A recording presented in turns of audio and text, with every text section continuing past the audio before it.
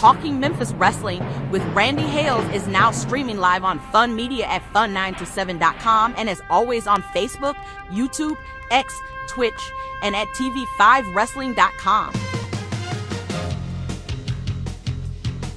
Talking Memphis Wrestling with Randy Hales and special guests.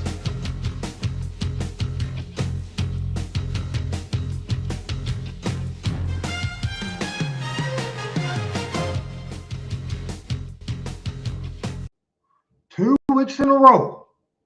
2 weeks in a row.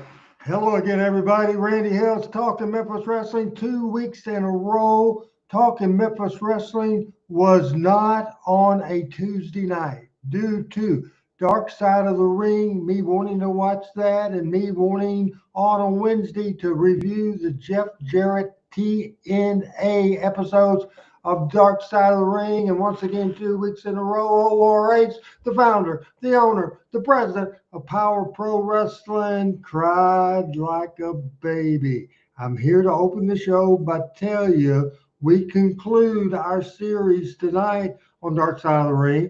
I encourage you to watch those shows on Tuesday nights every week and go ahead and watch maybe on YouTube. Watch live, but we will not review any of the other shows. We will be here back to old times, back to the good old days, back to Tuesday nights as we continue next Tuesday. I'm excited to return to the subject of the greatest nights in Memphis wrestling history. We will do that. Now, we're going to do a lot of talking, a lot of stuff today. We have a lot of people scheduled to join me on the show. I'm tickled pink. I am thrilled to death to have producer Adam Dunn after 2 weeks of work-related travel. He is back. He's in Georgia, and he is pushing the buttons today and getting us going, and I am excited about that. I'm also excited today that in a little bit, Pat Trammell will be here on Talking Memphis Wrestling's Wednesday edition. The great Michael St. John will be here tonight on Talking Memphis Wrestling. We saw these last two guys last week on the show, and a fantastic show, and I appreciate them very much. One of them is Dr. William freaking Rusty Robinson. He was here last week. He is in the house tonight, and of course, fresh off his trip to the Tragus Thez, the Hall of Fame in Waterloo, Iowa. My good friend Tony Richards in the house. Now, we'll just start right now and go to first take time, and we'll go to New Orleans, Louisiana, as we have a lot to talk about, a lot to analyze, and here is Mrs. Robinson's husband. Here is Dr. Robinson. Hey, Rusty, first takes time. Hey guys, hi Randy. Thanks for having me again. I'm particularly excited about reviewing this episode because, as you mentioned, this might be the most emotional episode of the three. So you watched it? Oh yeah. I just watched it this afternoon, and it may be the most tear-jerking, heart-wrenching episode of the three, if you ask me. So I'm excited about watching it, particularly because Jeff Jarrett, has such deep ties to Memphis wrestling. All of us kind of, grew up watching him in a sense. He grew up in Memphis wrestling. So this is a very special, opportunity for those of us who are Memphis wrestling fans to be able to see these episodes and to enjoy them like this. So thank you again for having me. All right. Thank you, Dr. Robinson, and we'll pop you back on here in just a minute. Now we are going to go to the Richards Ranch. That is located in Kayfabe, Kentucky. Kayfabe, Kentucky. We'll call him in just a second. I want to say hello to Tracy's in the house today from Truman. Calvin is asking how I'm doing. I'm great. My buddy Frank Seaton, that is from Jonesboro, lives in the other side of the state.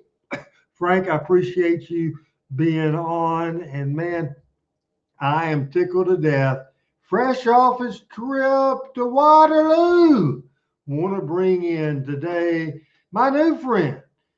Been a great guest. Thanks to Pat for suggesting him and hooking us up. Certainly, I'm thrilled to death to have Tony Richards. Tony, now that you're a Hall of Famer, I'm surprised you would take time from your busy media schedule. You're certainly, all the great work you're doing, I'm surprised that you would take time to come on the little old small time talking Memphis wrestling. But here you are. Now I'll be doing plenty of plugging. I want to start before I go with you with your first day.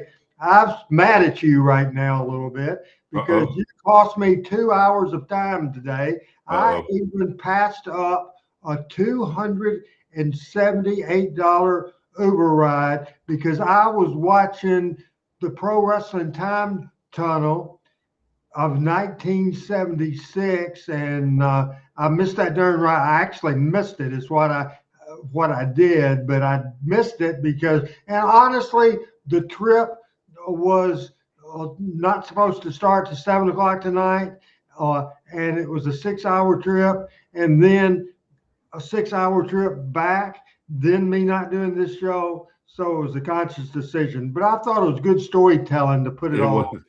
First, take time. We'll have plenty of time to talk today. First time, take time. Our new friend, Tony Richards. Well, I'm so glad to be here, Randy, and I'm honored every time you ask me to come on because this show focuses in on the territory that I grew up in. And I grew up here in Western Kentucky and grew up on Goulas Welch Wrestling and Jarrett Wrestling and Jerry Lawler Wrestling and Randy Hales Wrestling. So I'm always touched and glad to be here. And you guys have become really good friends of mine, and I'm so thrilled to be here tonight and enjoy every time I'm on with you. All right. We have a lot of catching up to do. We'll talk about the Hall of Fame. We will talk a lot of stuff. Can't wait to do that. Now the OG, the guy that originated with me talking Memphis wrestling. He was my first co-host. He is the Randy Hales personal advisor, the Randy Hales financial advisor, the person that gives Randy Hales more hell than anybody on the earth. Again, from Alabama, from Birmingham, my good friend with his first take time. Welcome to Talking Memphis Wrestling. Welcome to the show with Michael St. John coming up a little later. Welcome for this show that in the house right thinking now. Right now he's in the house. That's Tony Richards and Dr. William Robinson, the Blues Doctor's in the house. And now the great freaking buddy of mine, first take time, Pat Trammell. Pat! Good evening, everybody. Good to see you. Tony, so glad you're here tonight. And Randy, good to be with you. I think I told you I've got a neck issue, so we'll see how long it lasts. You know, when you get older, an issue lasts 15 minutes. When you get our age, it lasts 15 months, it seems. But anyway, I'm gonna hang in as long as I can, and congratulations to you, Tony, and well deserved. And I'll tell you, I have just enjoyed going on a little bit of this, watching you on this journey. And yeah, I'll tell you, the work you've done, my friend, will last forever, and it's certainly something that wrestling fans like us need. As you know, I love history, and it's important to document it. And you've done a fantastic job of that. And looking forward, Randy, as you know, tonight, as long as I can, to talk about the third episode of the Jeff Jarrett story, and excited to delve into that with y'all. But just happy to be here tonight. I am thrilled to death. And Pat, you missed the beginning part of my deal, but I wanted to tell you, I watched or listened to yesterday's edition of Jeff Jarrett's podcast. That obviously one of my favorite podcasts besides Tony's and besides mine. I like the Jeff Jarrett podcast, and they did a guy had a guy there uh, representing Heritage Auction. Now, Pat, my advice is don't go crazy on this stuff. It's not all certainly released yet, but the picture, Adam, that I pointed out to you that I wanted to show from this auction that No, started I was on there last night. this. I thought this was the podcast earlier in the day yesterday. No, it was from uh, uh, uh, Jeff and Conrad mentioned it last night, and I got on the site and know I you know, Jarrett was a friend of mine, as you know, but I won't be paying $20,000 for his jacket. So now you went ahead and Well, pop it up there. Pop it up there. 50, Uh, 58.92. This is the Jerry Jarrett jacket, ring worn jacket that he wore for the 1971 scaffold match with Don Green in Louisville, Kentucky. This great piece was given to his son Jeff Jarrett, who wore this jacket on his first one of his first matches for Memphis Wrestling. Now it's going to be up in auction. And they said suggestive starting point. Pat already let the cat out of the bag. Of course, he just can't help himself. He can't help himself. $20,000. Now I would have been more excited about that, presenting that, and I had a big elaborate setup. I was going to have people guess, but no, Pat had well, to. I didn't know I was stealing your thunder. I'm sorry, Randy. Oh, What I do you mean, think what do you think it's worth? I mean, surely you've got some stuff around. You got some books or something. We can get rich, man. no, You got I, memorabilia. I didn't accept what's on my wall, and I'm not going to get rid of anything. I regret several moves, plus the fact that I was out of the wrestling business for so long. I wish I had every TV format that I ever had. Adam has most of my Power Pro formats, not all USWA formats. I wish I had that. I wish I had my book and books, but just I left towns, different towns, several different times in the middle of the night, and just left just left. So that's all gone. Also, Jeff Jarrett's first pair of tights, Jeff Jarrett's WWE costume when he first went there, the ring jacket that he wore before winning the WCW NWA World Championship. It's just very interesting. And I just can't understand. I don't care if you're, what's your favorite athlete of all time? Gosh, Randy, I wouldn't know. I mean, you know, probably somebody in the wrestling business. Um, yeah, you know, I mean, what? I mean, you know, I'm a historian. You know, I like history stuff. So, you know, I don't know. I don't want anything from Hawk. Uh, might like something from Dusty. Would probably like something from Tojo. Would really like something from Tojo. I would Yeah, like a shoes, yeah, but the most yeah. I would pay for something like that, maybe a couple of grand. Well, Nothing worth 20 grand for me. it's how much money you got and what you're using it for. I mean, I can't. I mean, Oh, I would we've borrow looked. I would borrow the 2 grand anyway. That's Well, all. we've all spent money on stuff that we've kind of regretted that, but it hadn't dug into our lifestyle, and but I can't at my stage and my financial condition, I could not see paying $20,000 for that. Uh, I would pay 3. All right. I appreciate that. We have a lot to talk about today. And Adam, I want you to go ahead because I want my next guest to see that picture. We're talking about the Heritage Auction coming up, and it's Jeff Jarrett stuff. And this is the ring-worn jacket that Jerry Jarrett wore in 1971 for that scaffold match, first ever scaffold match between Don Green and Jerry Jarrett. He gifted it to Jeff. Now Jeff is putting it up on our Heritage Auctions putting it up, and they're putting the value of this beautiful jacket at $20,000 plus a lot of other Jeff Jarrett things. He is a member of the Memphis Wrestling Hall of freaking Fame. He is in all kinds of radio broadcasting Hall of Fame. He is our friend. He's going to talk this show that we talk about.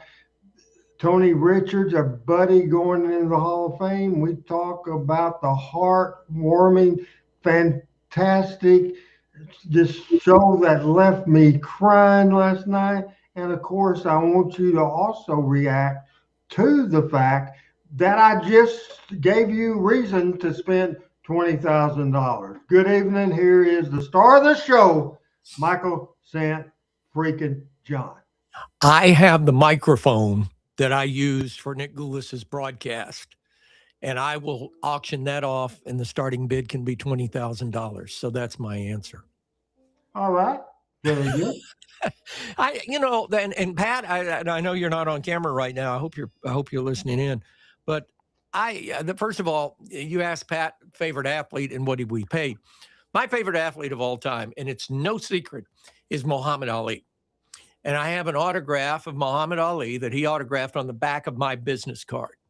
And I know it's probably worth something to somebody, but it's not worth anything more than it's worth to me.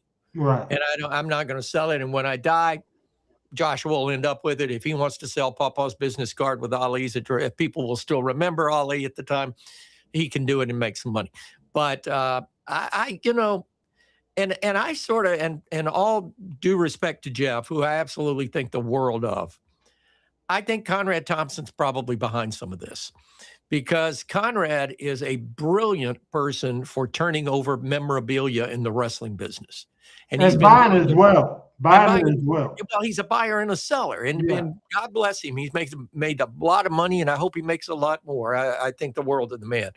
But there are certain things that I think are treasured, that are close to someone's being and heart, that I personally would never give up. And I've got a couple of things that are pretty valuable, but they're too close to my heart for me to give up. Now, when I'm gone and my grandson or Cody or Melanie decide to do it, that's fine. I'm not going to come back from the grave and say anything for sure.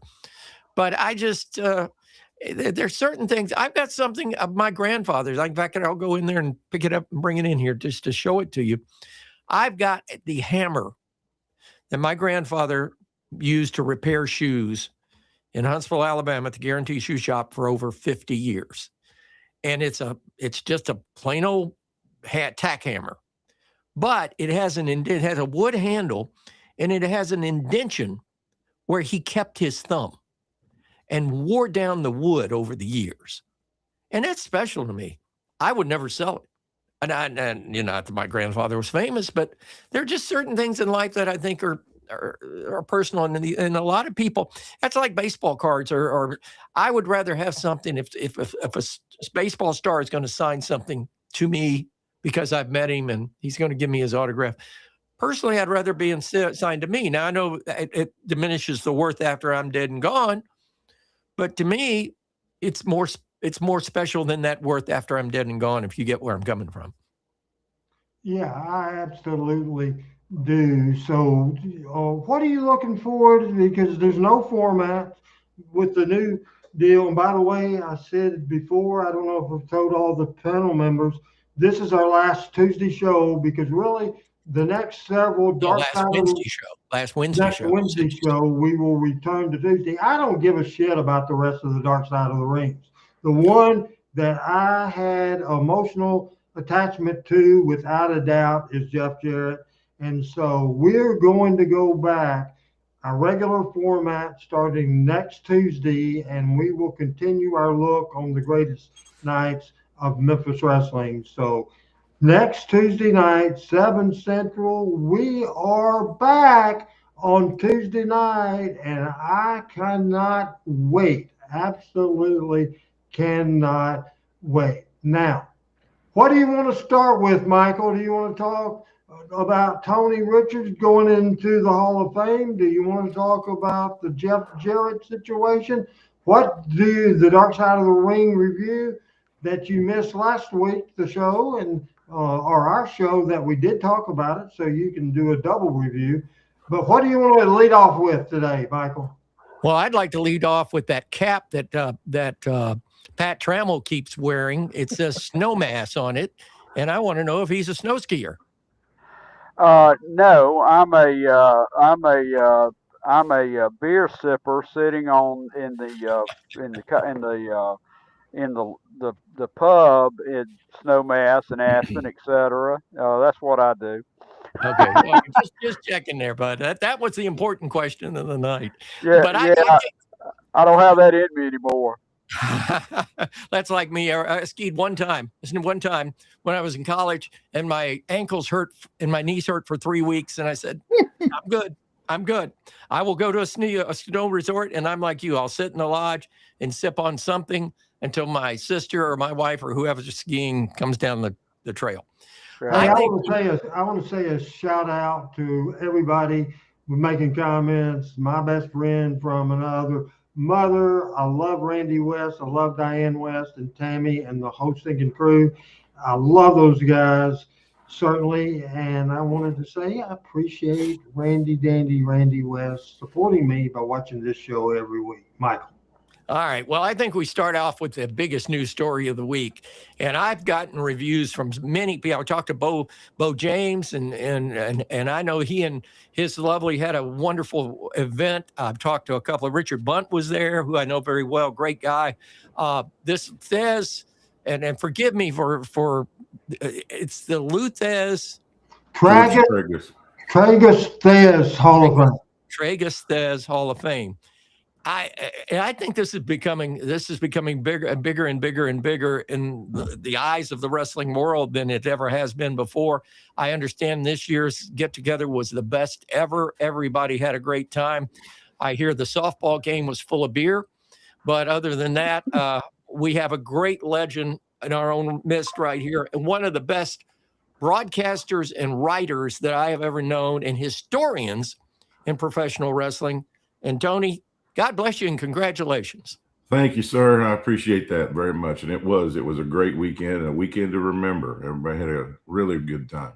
Let's start out, Adam. And Adam's back. Yay. We had that talk, Michael, earlier in the day, and I'm thrilled to death to have Michael here. We'll start with graphic 5891, and we'll just go through these real quick, and I might refer to Tony for some of this. Graphic number 5891, and I don't know if I got your Hall of Fame plaque on this, but this is the Professional Wrestling Hall of Fame Lou Thez Award giving to the Welch Fuller family. Let's go with the next slide, and this is our friend on the very next thing, and they had breakout sections, and this section was Bo James interviewing the Tennessee stud Ron Fuller. The next picture there, if we can go to that, and this is Double J Jeff Jarrett. Double J getting his award at this convention in Waterloo, Iowa. The next picture, one's Jerry Briscoe. There is the plaque from Tony Richards. And Tony, I understand this other gentleman is the representative from the Tragus Thez Hall of Fame. Fill in this picture, please. Yeah, that's Coach Jim Miller. He actually runs the Hall of Fame for us, and was there on hand, and I got to take my picture with him when I had the little photo opportunity there with Mr. Briscoe and Coach Miller. It's just a fantastic individual. He's a quality human being. I was glad that I got to take my photo with him. Next picture. All right. This is the whole class here. Go ahead, run it down. Well, we got Roy Lee Welch over there. We got Ron Fuller over there. We got James Beard. We've got behind him, we got Josh Barnett from the MMA world. And I'll tell you what, one of the best acceptance speeches I've ever heard. Josh Barnett has a real heart for the tradition of professional wrestling. I mean, he's a worldwide known MMA fighter. But man, does he got a heart for professional wrestling. Ken Resnick is holding his plaque there in front of JBL. And then we have Rodney and Jazz, who were the trainers of the year, or going into the Hall of Fame for training professional wrestlers. And then we have Nick Nemeth there also. And Jimmy Garvin is standing right over my shoulder. Gorgeous Jimmy. And then me, and then Double J, Jeff Jarrett there on the end. That's the 2026 class. I didn't know Ken was going in. Well deserved for him, by the way. Oh, what a nice man he is. I'm going to have him on the show here coming up real soon. I meant to have him on before the weekend, but he had some computer problems, but he's got them all straightened out now. So we should have him on here pretty soon. He had a great accept. Everybody's speeches were just top notch, and Ken's was really good. Emotional. Jeff. Jeff was the most emotional guy there. Yeah, he absolutely was. He broke down a time or two, and I mentioned Christine in my speech. I was the first guy, so I got inducted first. I was the leadoff hitter of the evening, and in my speech, I mentioned telling the story about Christine Jarrett threatening to kill Jack Pfeffer, and and that got a response just like it did just now, and. When Jeff got up there, he mentioned that. He said, Tony, I can't believe you mentioned that. And talked about his dad and a whole bunch of stuff. And he was definitely the most emotional. Now, one thing I want to just go back with, and then we'll return to the next picture in a minute, but I'm going to push one out on because I know how Bo is. Bo is already cussing me right now for more than one reason. And most of us know what that reason is. But I continue to do it anyway because I don't give up. Oh, Pat don't like it when I say the F word, so I won't. Keep it clean, Randy. I will. Certainly, I know Bo enjoyed the breakout session where he interviewed the Tennessee stud Ron Fuller. And so did you happen to catch that breakout session? I sure did. I sat in the third row and sat with Ron's son and grandson, as a matter of fact. And who seemed happiest, Ron or Bo? Oh, they were both happy. I mean, it was. I know how much Bo was happy. I know how much Bo has worked for the Welches and the Fullers to get in the Hall of Fame, and he was tickled. They are some of his heroes, and it was a good night, and it was a really good session. Ron did a great job, and it was overall really, really good. Hey, you posted some pictures on your Twitter account, if I'm not mistaken, Tony, of sitting and watching that. And I found it to be interesting that you were sitting with the son and the grandson, and they seem to have been just locked in on it. Awesome. Yeah. There was a picture of me doing my session, and Ron and his son and grandson were sitting on the front row. Roy Lee Welch was part of mine. And he's a great guy, by the way. I got to know Roy Lee when I was working in Memphis for Linda Marks and Russell Birmingham. And he's a great guy. Great guy. Sometimes at things like that, you'll see people just every now and then they'll disappear for a while, go back to the hotel room, get away from the crowd or whatever. But they never did. I mean, they enjoyed meeting everybody. They were at every event, and they were highly accessible. And there were several guys there. Richard Bunt and his friends got to sit around after my session. We had several people hang out and talk to Ron and Roy Lee, and they got to do that, and they were on cloud nine. Where was Robert? Is there a riff? Or was Robert just not available? Or? Oh no, there's no riff. Robert just doesn't travel that much anymore. I think he goes down. He goes down to Florida, and Jimmy, due to health reasons, and Jimmy reasons, the same thing. Hey, I want to say, Tony, I appreciate you plugging the show tonight, and a friend of yours, and I want you to discuss this guy. He's a great wrestling historian. He does the best work ever in the AWA. George Shire is watching today and says, Tony, don't shortchange your great acceptance speech. It too was very, very moving. You are such a credit to wrestling. So I wanted to say that, and we appreciate Mr. Shire for watching. So your response to that, real quick. Well, George inducted me, and he introduced me that evening, and I was glad to have him and his wife at my table, and I enjoyed spending the weekend with them. And I've been friends with George for a while now, and he's just a quality guy. And anytime somebody of the stature of a George Shire gets up in front of everybody and talks about how great you are, and he himself is so great, that's sometimes you just want to pinch yourself. Okay, go ahead, Michael. I just wanted to say something, and with Ken Resnick being introduced, they have an announcer area of the Hall of Fame as well. Mm-hmm. Yes. Okay, because if it ever comes up that I'm in, which is probably not going to happen, even maybe when I'm gone. Well, you just never know. It's the Gordon Soley Award, by the way. Okay, well, if I just want Pat Trammell, who did the best job I've ever had introducing me at any Hall of Fame for the Memphis Hall of Fame, to do the honors. And Pat, I still I treasure that moment, and my wife talks about it to this day. So thank you, sir. Great. If you want somebody to put you in the Hall of Fame, there's the guy right there. Hey, Michael, and before that means a lot to me, and I don't think I was as nervous any time in my life, because I wanted to honor you.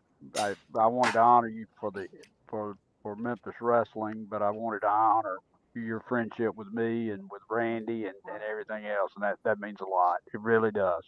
And I'm proud. I thank Randy for putting me in it. Go ahead. I'm sorry, Tony. I was just going to say I was proud of that picture with Jeff, because I was just about ready to leave. I was working my way toward the door. We were going to the next thing. There was something after the dinner and all of that, and you do all these media photos and everything, and everybody's wanting to talk to you, but you're leaving at the same time, and Richard Bunt came over and he said, hey, I just talked to Jeff and he wants a picture with you before you leave.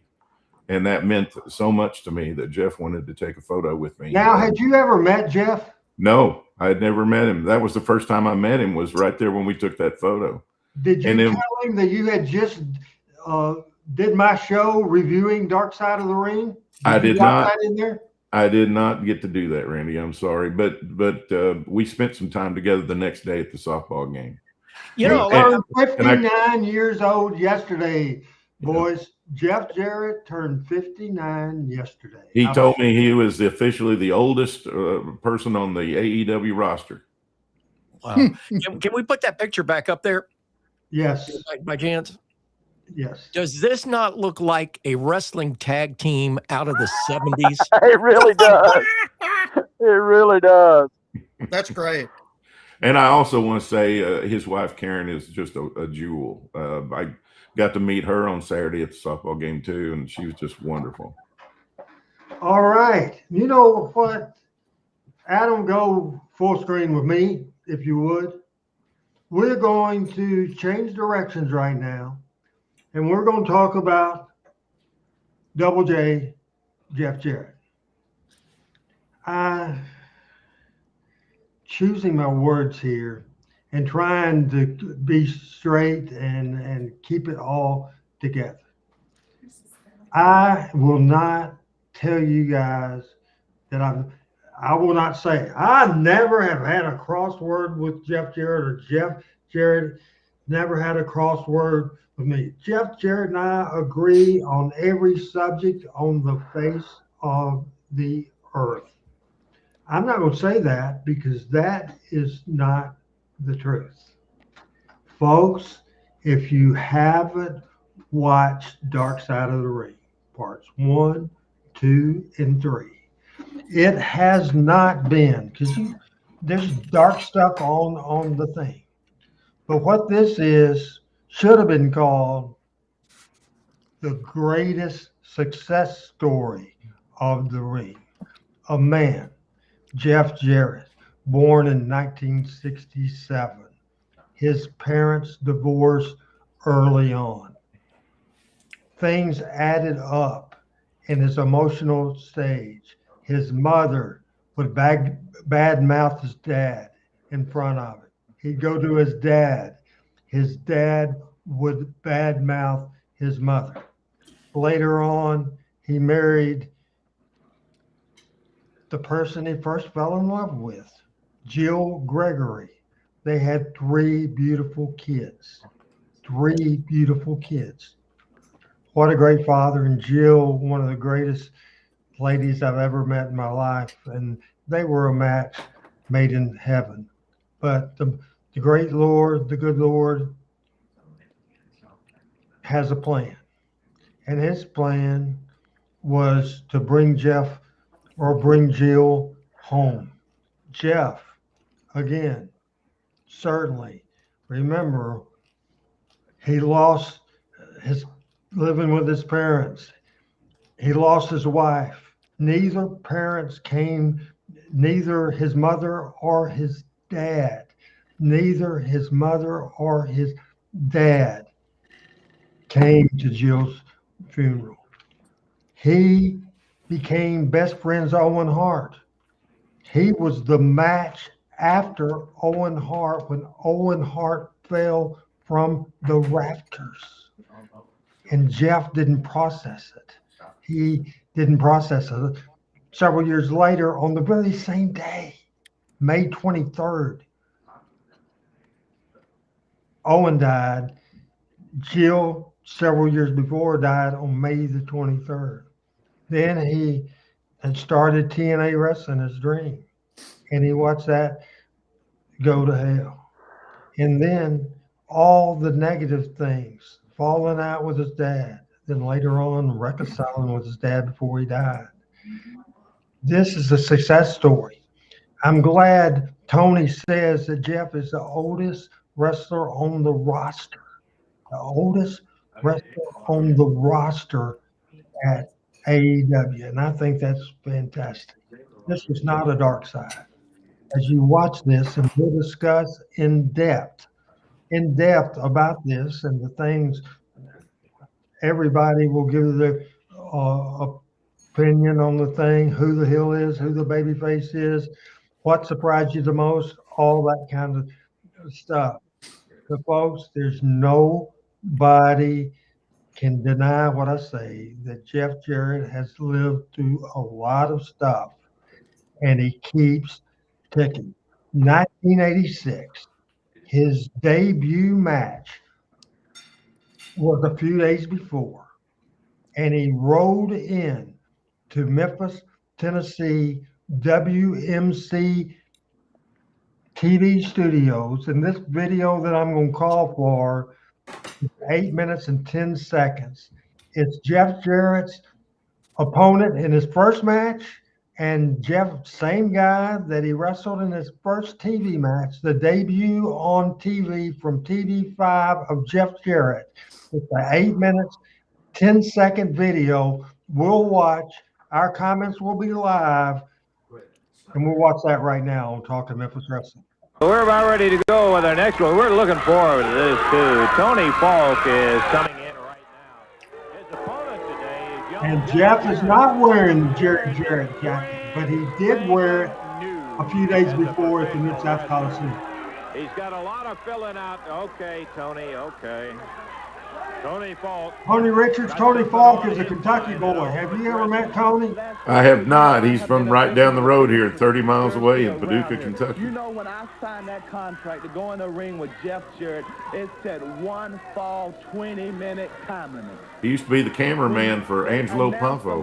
When I was in the middle of the ring, I forgot about that. 1 fall, He used to be the driver for yes, it did. I know Jeff Jarrett, for Randy Hills, for Jerry Jarrett, for a lot of people. He was a referee from the very end of Nick Lewis's I run. was just putting all my fancy takedowns on him. Really? And I was really rubbing his face in that match. Then when I decided, to really give them a beat and really pour it on, right when I was in the middle of it, they rang the bell. They said the time was up. That's right, because it was a 1-fall 10-minute time. Tony is not known for a great interview. This is a hell of an interview. Just so you know what it is today, 1 fall, He's got heat. 15 minutes. That's exactly what it is. That's what I want to know. You mean this is a 1-fall, 15-minute time? What is it? Here's my friend, the superstar. Here's my friend. If he said it was 120, Russell, it was 120. Because just like happened to him, just like happened to us, Jarrett Promotions and his old deep pockets Eddie Martin grandfather told you to ring the bell if the kid was getting hurt, right or not? No, he did not. Calhoun dove down behind me and got me, beat the referee, right? All right, Billy. Now, we've been through that all one time. Now you know what we're going so now, through, all Tony. we can say is, Tony, welcome to the club, brother. And Lance Russell is the head of it. The Shaft Club, baby. Hey, is it worth 5 years, man? Hey, all right, now, you guys. 5 years. Maybe worth 5, and you'll go through with him, howdy. It might be worth it for me, If too. we decide to go out, we're taking you all the way out. Well, I'll tell you this. We ain't going to run in this match, Tony. You go in there and beat him up for 9 minutes and pin him about the 9-minute mark, okay? 15 Because this punk shouldn't even be in the wrestling business. Right, I'm going to take care of that right now. Tony, Please do. Will you please go to... you see that sugar hole that he had on that black guy before? Put it on him. His eyes will start bugging and hold it. See that sugar hole he had on the black guy before.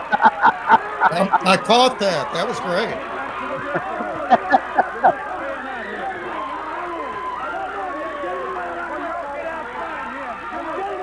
As Dutch and Billy came out, listen to the reaction of the people. Coming off a major sellout at the Mid-South Coliseum in the return of Jerry Law. This is fantastic. I'm going to do a roll call. First of all, we'll start with you, Tony. Have you ever seen Jeff's first TV match before? Yes or no? Have I ever seen what now? This match, Jeff's first television match. Oh, yeah, I've seen it. How about you, Dr. Robinson? Yes, I have. I didn't see it live that day, but I've seen it on YouTube since then. How about you, Pat? Well, Yeah, we've seen it. Thank goodness. How about you, Michael? Got rid of the extra baggage that was here. Gone, and there go. That's Look at Jeff's style. Compared to what it is now.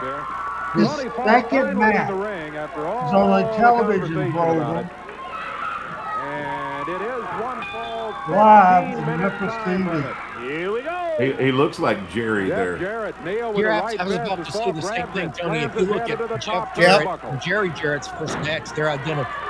Jeff Jarrett, brand new in the wrestling business. He's given away a lot of weight. He's given away a lot of experience in there. Yeah, Jeff But couldn't have this been kid more is than a 160, really 170 fine there. athlete. Jeff is an outstanding Maybe. basketball player. He goes to Aquinas. Maybe 150, Michael? And was nominated for That's the what I'm thinking, Randy. Academic All-American just yesterday, Dave. Very fine honor for an outstanding young man. He's Jeff in trouble right just at the won moment, the but, academic I'll All-American. tell you one thing, you're not going to Did see Jerry him give up did on Jerry have any anything. He's hand in got training, all Jeff? heart. Because He Jeff showed a lot of wrestles a mistakes lot the like first time we Jarrett. saw him, He but brother, sells showed just like a him. lot of heart. I think a lot of that, Tony, is natural. He had several people helping him. His dad, they went out farm, Tojo came out. So a lot of people had help in there. And from Really? day one, Jeff understood how to sell, Michael. Well, and he had Jerry Jarrett, 1974 bill too. Yeah, see, that's what I was referring to, Pat. He said his build and again, like Tony said, his sell. I bet if we watched Jeff's first match and compared it to Jerry's first match, it would be amazingly similar. Making all the right Just to And be if I'm not honest, mistaken, I yeah. saw Jerry's to first match. humiliate him, he Then dumped on him out TV. on the floor right through the ropes. But You know, if Paul Jeff thinks was he's the gonna better turn around athlete and walk of the away, two. I can tell No you doubt. he's got another thing coming. Here we go. Well, if you talk to Jerry, Jeff gave up a pure NBA career to wrestle. Tony Falk makes one of his notorious mistakes. Jeff Jarrett is the winner. Dundee and Landau jump. You know, it's kind of funny at the softball game, Jeff would bat, but Karen would run for him. Really? What's funny? to prevent help from coming in from the dressing room. They're holding the did door over there, Jeff get a so hit? they can't get in to I believe he help did, Jeff yeah. out. Did you? Dundee slams No, him I did down. not. Oh, He you was guys pitching. are so brave. Who was punching, Tony? They're trying to Oh, push the door in over I don't there, know Dave, who to the get in. other Why don't pitcher the was. two of you get out of here? Coach pitch. I mean, we had some other people playing Landell that, going we with didn't a full know that Boston crab on him, were from the area. and Jeff Jarrett is just Coach at the pitch, that's mercy pretty of good, Pat. Dundee and Landell. Dundee off the ropes all the way to the When's the middle last of the time you ring. saw that hold, Michael, Whacked that him Buddy with had that Jeff leg. in? You know, Falls to I've Bobby, seen it a Pat bunch, and Rose it's still all holding 6 the million door other to keep things, help but the out. real Here call comes of it is the Jonas. Boston That's just Crab. what we need. Oh, look at this. LeDuc. This is a The surprise. Duke went after Dundee and Landell. Big Canadian. Oh, I thought LeDuc was going to come in and add misery to what Jeff Jarrett has already experienced. He is out cold in the ring. And Falk trying to sneak up. Gets nailed back down. And here comes. I love LeDuc's interview after this. And we don't have that. I wish we Oh, did. heck, that was excellent, too. Boy, The I fans thought are just as LeDuc hot was for him heading as a in there to babyface. do It's what just he does amazing. best, and that's Yep. beat up on people. Much to I remember our thinking at the surprise, he time, if nailed anybody was Dundee, he real, nailed Joe Landell, LeDuc was the real thing. and Absolutely. LeDuc, I cannot imagine why, with LeDuc's reputation, came in and really saved Jarrett, picks him up now. He's carrying him out the door as Eddie Marlin, Travis, and Dutch Mantell go. Good night. You know, I don't understand it. I mean, What that is thoughts certainly about not what we just typical saw? of We'll start with William first. You know, the first thing I think we've already mentioned it before, but I'll emphasize it again, is how young and how thin Jeff looked and how much like his dad he kind of appeared, just his movements and the way he sold and how he looked overall. You know, it was really interesting at the time, and how much he's changed. You know, if you've seen him lately, you know how much he blossomed after that, both in his move set and his physique and his ability to talk and all of those other things. So it's really fun to see Jeff back at the very beginning. Thank you very much. Pat, we'll go with you. Your comments of that match. Well, I mean, I agree with Doc. I mean, and you know, the thing that I was thinking about yesterday, I mean, you know, Jeff is probably my height, and I'm, you know, 5'10" or so. You know, he has, you know, Jeff, I assume, because, you know, he is, I mean, hell, he's 60 years old and in wrestling shape. You know, Jeff put a lot of work into his body to get his body in a position to where he could wrestle at the highest level, because there's not a lot of 5'10" guys out there in the WWE. So you know, he's always seems to be disciplined about that. But to follow up and agree with Doc, that does look like a young Jarrett. Absolutely. Tony, your comments on the first match, as this is a guy's first TV match. This is an 18-year-old kid. This is tremendous. And this is a high-profile match. This is not the normal way a guy gets started. He was a part of a major angle to bring Jerry Lawler back, a sellout crowd at the Mid-South Coliseum. Then he's thrown to the wolves at the everything to set this thing up is just a tremendous deal. Your comment on that match, his debut match at TV5. Well, when I watch matches like this, it's 40 years ago. It takes me back to what I was doing at the time, because I remember seeing it on television. And, you know, Jerry Jarrett was really over here in the Western Kentucky part of the territory. And back in the 70s, you know, Jerry used to be on posters with his horse. And this is horse country up here. And I mean, he was really over. And so I just remember people being really, really excited about Jeff coming into the business and walking in his dad's footsteps. And it just reminds me, just like, golly, where did the time go? Hey, breaking news, breaking news. We have a special viewer watching from Memphis, Tennessee. Crazy Gail has just let me know. Crazy Gail is watching this show tonight, and she's watching with none other the man that the toughest son of a gun that's ever come down the pike. The superstar. Hey, Willie, what's going on, Willie? What's happening? We'll let Michael throw in a hello and say something about it. And I hope you watched the show, Bill Dundee. You know, good son of a gun, you. There was no reason at all for you and Buddy Landell and Tony Falk to treat that 18-year-old Jeff Jarrett like that. Bill Dundee, y'all jumped him, y'all beat him up, you destroyed him. So I still to death Joe LeDuc came out and helped him. But I'll let Michael, even though I'm just fussing at Bill for being that nasty wrestler that had to pick on a 18-year-old kid. Michael, words to Never anybody tougher, never anybody that could turn a crowd into a frenzy the way superstar Billy could do it. And Billy, I love you, man. Absolutely love you. I hope you're well. And gosh, thank you, Gail, for that information. And let me say one other thing. One of my favorite tag teams, and I'm not saying this because we just saw it, because I was going to say this before you said that Bill was around. It is a shame that we lost Buddy Landell as early as we did, because he and superstar Billy, that was magic. That was lightning in a bottle. And I'm telling you. And Billy, Godspeed. I hope you're well, my friend. Hey, Gail, I want you to write this comment. Did you and Bill watch the clip of him jumping Jeff Jarrett? Did you see that? Did you see that clip, Gail? Because if you respond and say y'all didn't see it, I'll show the dang thing again.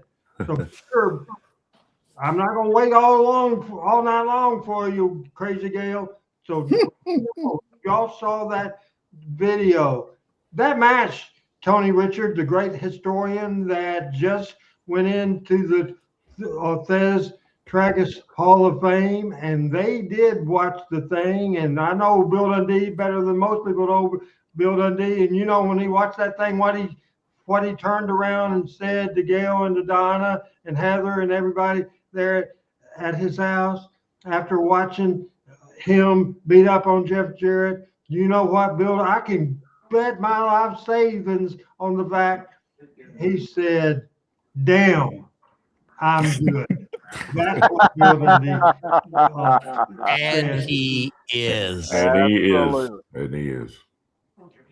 So we had historian George Shire. We've had the great Bo James watching this show today, and we have the superstar Bill Dundee watching this show today, and we appreciate it very much. Before we go to the next subject, certainly, Michael, do you have anything? I think you're the only one I didn't have do the comments on that match, and you've been around. What can you give an example? Because I don't know if I can. I really don't know if I can.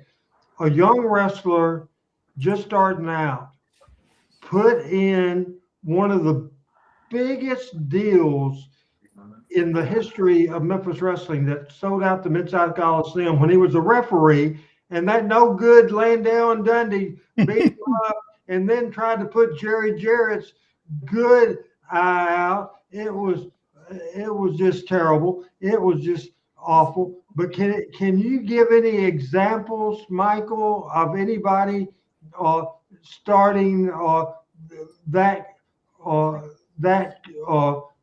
career? Any examples, Michael? Actually, and Pat, I don't know if you are aware of this or not, but Jerry Jarrett, I think, made his TV debut in Birmingham on Channel 42 with Sterling Brewer. Is that right? And I believe, and I do believe that Jerry was introduced into the business sort of that same way. He got the living bejesus beat out of him, and then there was an angel that came, and a guardian angel came and saved him, and then it was him. Tojo. It was Tojo. Yes. So it was sort of, and I want to say it was Birmingham Channel 42 because I remember seeing it, watching it on TV live that night. But I swear we saw it also in Memphis, Michael. That yeah, so I think this was copied of, they took it one step further with the Lawler, angle on it. But I think Jarrett was broken into sort of the similar way. And then they just took it on the next step for this.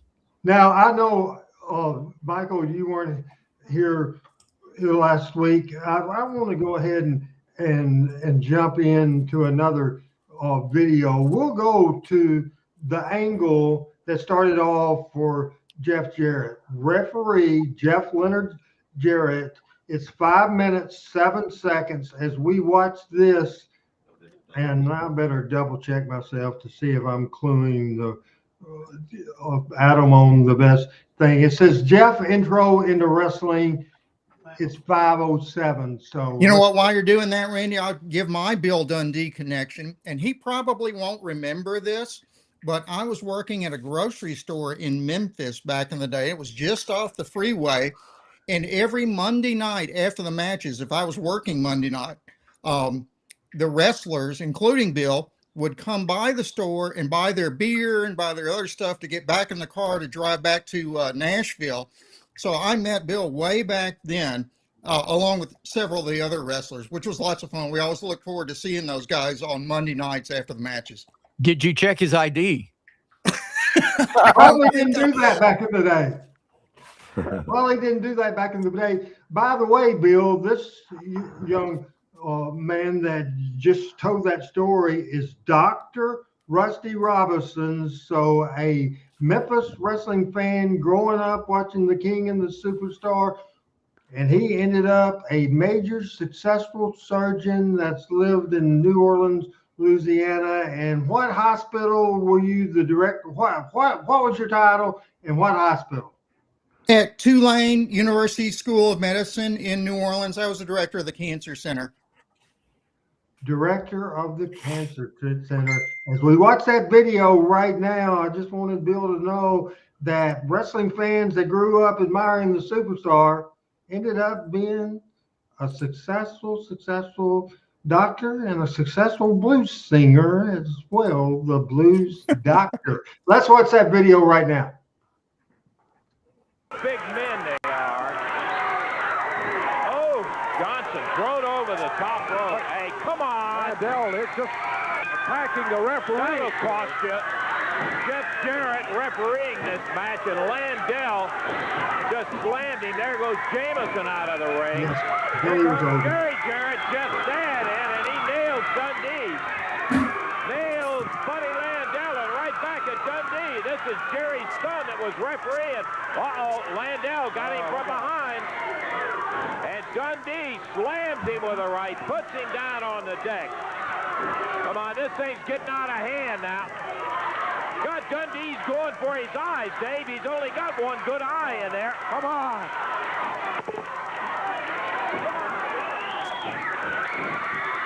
Lance was so good. We wouldn't have gotten that about the eye if he hadn't mentioned it specifically. Yeah. Look at this comeback for Jeff. It looks real. It looks like a kid defending his father, right, Michael? Yes, it does. And Lance left the microphone. A little extra emphasis on how crazy this was. Lance left his microphone and his broadcast position to see if he can intervene. Again, selling the situation. Dutch out of the shower. There's Dutch.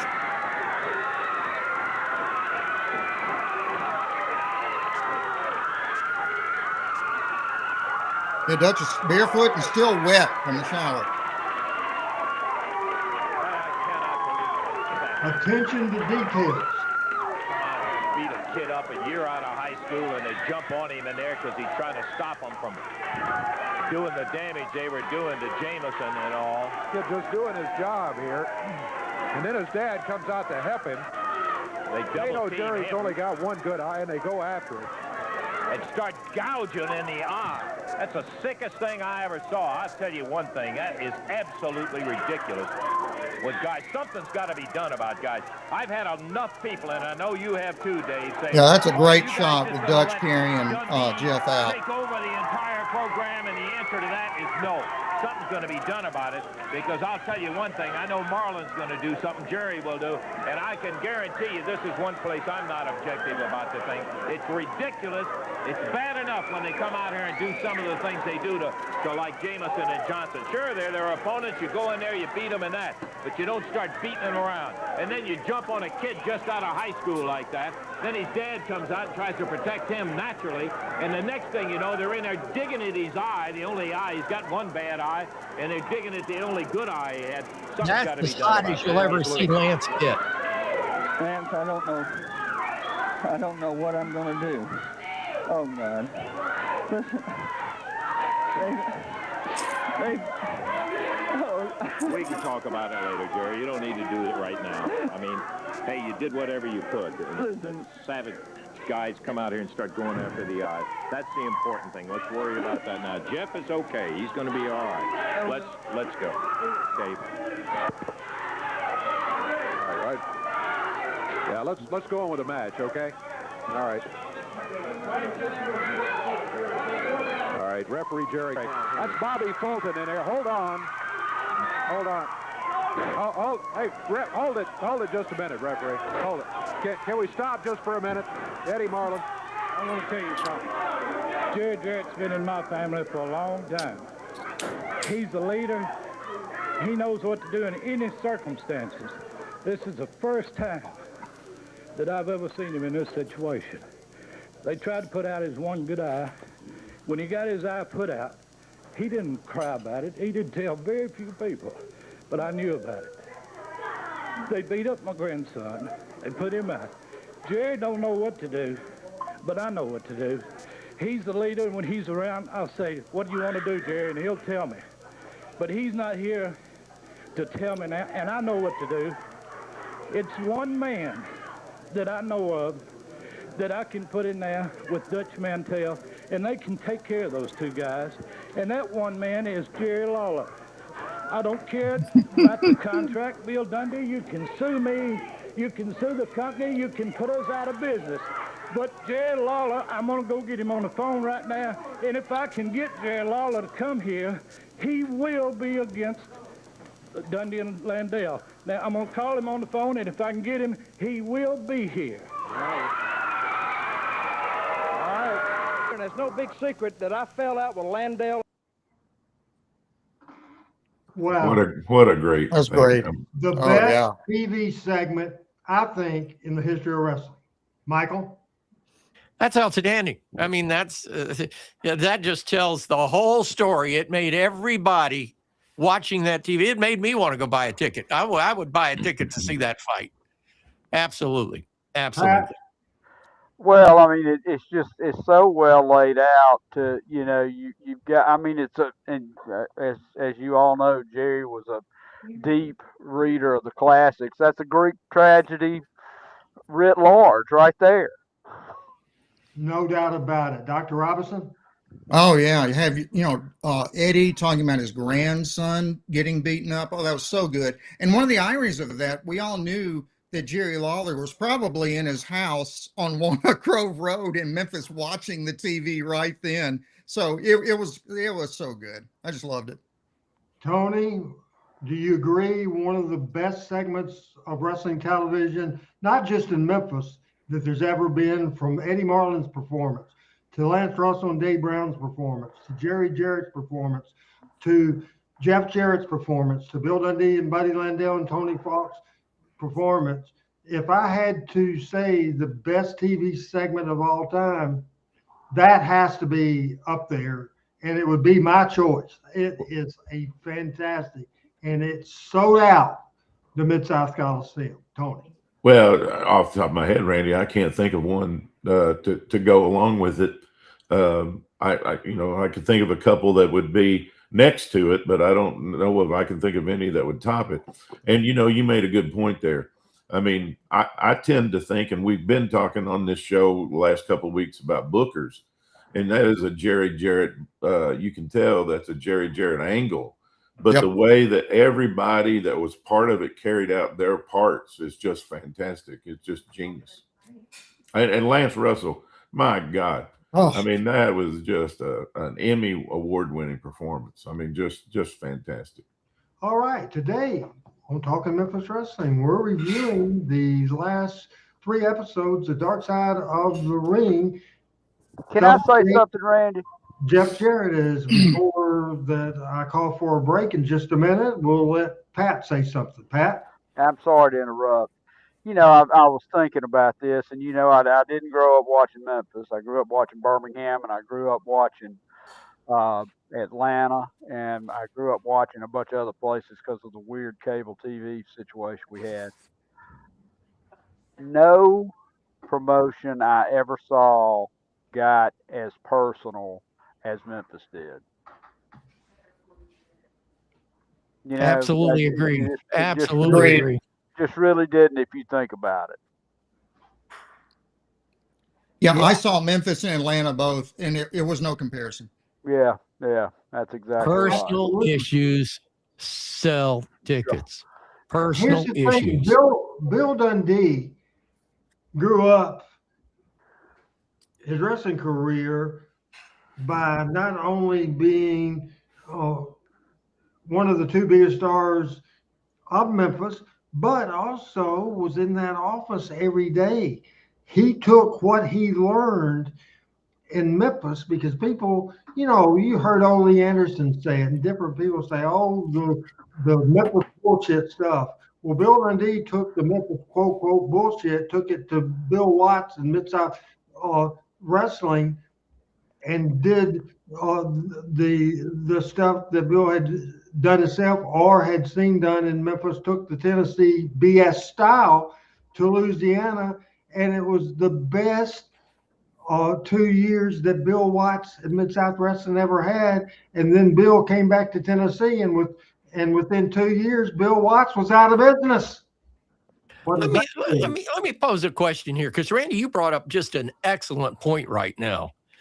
The style of Memphis wrestling worked in Louisiana, worked in Oklahoma, Texas, Louisiana, no doubt about it. It probably would work in Florida, probably in Georgia, maybe in the Carolinas, but would it work anywhere else in the country? Because does anybody else in the country give as much? Does anybody give a shit as much about personal issues in other parts of the country? And I've lived in every part of the country except the Pacific Northwest. And I can tell you right now, this could happen in Los Angeles or Phoenix, Arizona, or San Francisco or Las Vegas, and nobody would ever give it a second look. I don't know if it would Michael, work. I would add Amarillo and San Antonio are much of Texas to that list where this would work. Tony? I was just going to say, I think it works everywhere. I think it works too. I think it works everywhere, because Jerry was very involved in the WWF in the early 90s. I mean, he was kind of behind the Bret Hart becoming champion kind of thing, and the smaller wrestlers like the 1, 2, 3 Kid and stuff like that. I just think it would. I mean, before Jerry went to Atlanta, and when the Atlanta Wrestling War was going on, Jim Crockett Sr. tried to bring him into Crockett Promotions before they hired George Scott. And I think Jerry would have done great there too. So I think it works everywhere. Now, I'm not sure everybody could facilitate and direct and get across to the people that are working on the roster quite as well as Jerry communicated his ideas to people. But if you have that, I think it works everywhere. I think it does here. And here, before we once again want to get into our subject matter and get everybody's opinion on not just last night's Jeff Jarrett episode of Dark Side of the Ring. Here's the thing. I always heard, as WWF was starting to get their butts kicked with WCW and Nitro, and so they went with Monday Night Raw. What I believe, because Vince McMahon got every television tape in the country and he would watch it, and he saw that Memphis. I think the original Monday Night Raw was based from TV5 Live Studio Wrestling. And they popped it with that, with a new, wilder, crazier, most unpredictable thing. You know, not everybody, because a lot of that was backstory. People grew up with Jeff. People had watched Dundee for decades, and Lawler for decades, and Landell for decades. You know, you can't just put if you'd have done that angle with two heels that the people didn't care anything about underneath heels, it wouldn't have drawn. You have to look at it in its total thing, every element in the thing, from the announcers to the referee to the crowd. If the crowd wouldn't have reacted crazy like they reacted and just in shock with the camera shots and people yelling and all that, it took everybody there. It's just a masterpiece. Does everybody agree? Yeah, and I think Jerry was there at the WWF when they put Raw on. I don't know if he had anything to do with it, but I know he was there. And to Dr. Robinson's point, he applied some of those principles in Dallas when they went down there with the USWA stuff, and he was grooming Eric Embry to book down there. So, it does work other places. Okay, but let me say this about that, Tony. Either A, he didn't have enough time for it to establish in Dallas, because Dallas was a whole different world. It was a Von Erich world, period. And I was part of it, not a major part of it, but I was part of it. And the first read you get when you step into the Sportatorium at that day and time is this is the Von Erich's house. And anything else was looked as below the Von Erichs. And I think had Jerry held on to that and had more time, I think that would have become as big of a major player in the wrestling world at that period, in that 90, 91, 92 period. Had he held on, it would have become, in my opinion, as big as WCW, and perhaps at that time even as big as the WWE or WWF. But of course, it got blown up before that. Yeah. And I think when he came in, it was about to go out of business financially. Right. That's why absolutely. That's why Fritz wanted to get rid of it. It did come up, and they started packing. I'm not saying every show sold out that Dallas Sportatorium, but business increased big time. And we can get into sometimes we'll do the demise of promotions, and we'll get into the demise of Dallas. And it's probably one of the as dark side as it gets, dark side of wrestling. It's just so much. This is the whole point of this show, Talking Memphis Wrestling, is we show video from time to time, and everybody seems to like that. But to really deep dive on the major issues, and I don't want to make light of what we saw last week for 2 hours and this week for 1.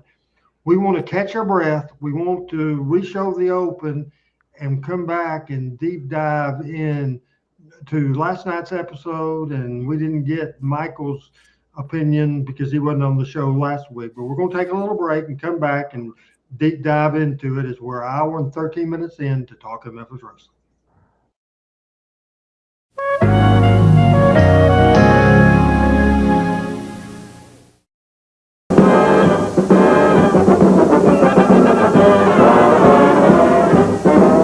You'll see America's favorite sport on WHBQ television.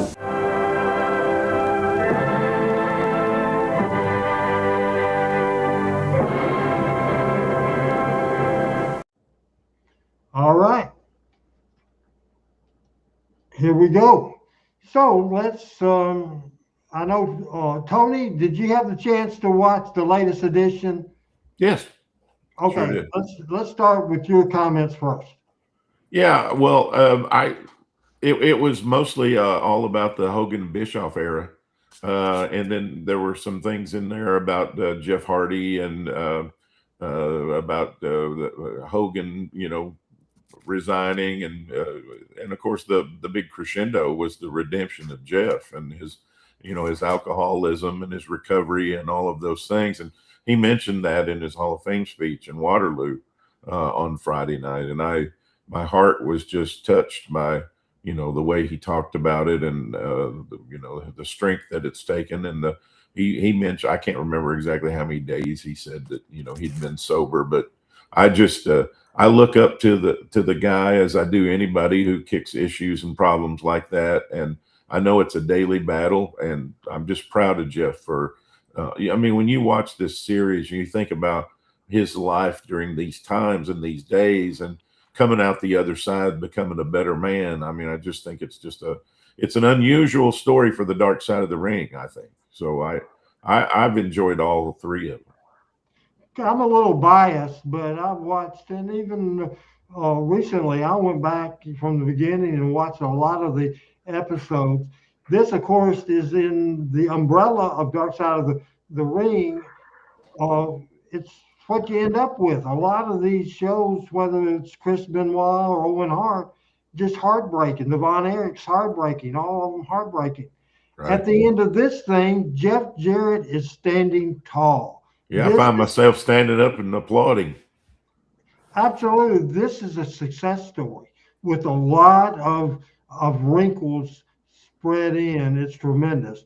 Doc, I know you watched the show last night. Certainly, you were a part of the discussion last week. What did you think about last night's show, and what's the thing that really made you think, wow, last night? Oh man, two or three things. But first off, I would call it a redemption story, maybe, rather than anything else, because you saw all the things that Jeff went through. And I would guess most people, even many wrestling fans, did not know all of the things that had happened to Jeff. Some of the more interesting points from that show that I thought were that they really painted Dixie Carter as the heel in that series. And in fact, they even emphasized how much the knockouts, all the female wrestlers for TNA disliked her and felt like she was holding them back in a sense, not paying them well, all of those things. And how much Karen Jarrett particularly didn't like her. And, she even said, I would refuse to forgive her, basically, even though Jeff tried to get her to not to say that. She did it anyway on the, on film. So it was a fascinating show to me. Absolutely. Pat, your thoughts on the show last night? We texted back and forth several times during the night last week. The week before, you had kind of figured out, you had kind of thought early on in the show last week, you said they're making Jerry look bad. But, I think if you and at points they were saying negative stuff, but at the end of the day, Jeff and Jerry reconciled and all was great in that part of the world. So what did you think about last night's show, and who do you think the heel was? Well, I mean, I think, I'll tell you personally who I thought the heel was, and I don't know if it was the way he was portrayed or not, but I mean, Hulk was the heel to me, yeah, and it all the way around.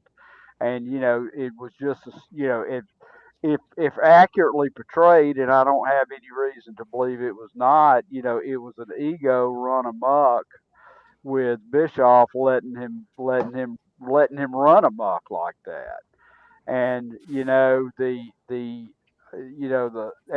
let's face it, whatever you think about Hulk Hogan, and I don't know, I'm sure several of y'all may have met him. He was the biggest guy ever for a period of time there. He really was. But carrying the whole wrestling show on a second tier network, no, probably not. But and also, I don't know. I would be curious to know how much money Dixie ultimately put in that. Now, zero money. What? Dixie, zero money. Her dad and her mom, yeah, a ton of money. Well, yeah, but and the energy, yeah. Yeah, how much they all put in there.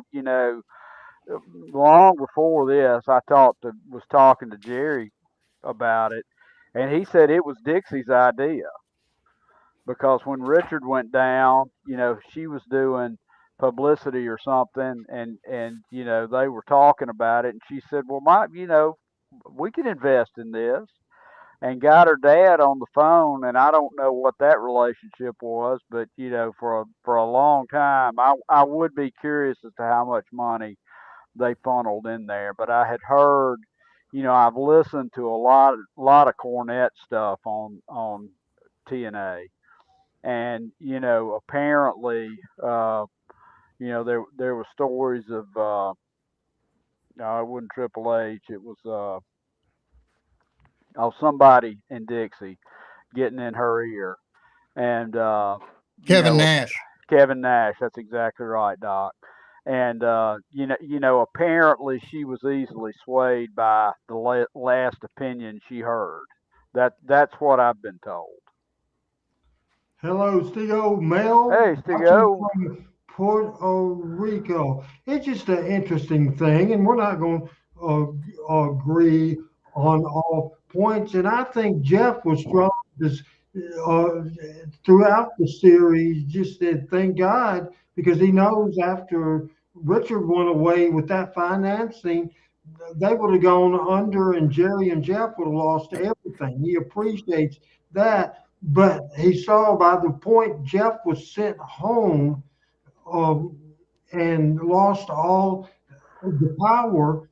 And certainly, I will say that absolutely, without the Carters, the Jarretts probably would have lost everything. Yep. One of those things. But at that point, it was Jeff's creative work, Jeff's work with the ring and the talent, and it was absolutely went from the Wednesday night pay-per-views to Sports Arena in Nashville to getting 2,000 people a week on Spike Television. It was a success without a success, and there's no debate on the fact that they just came off the main event Mafia and all that major story line, and they had a great marketing deal with a six-sided ring, and was on Dadgum Kmart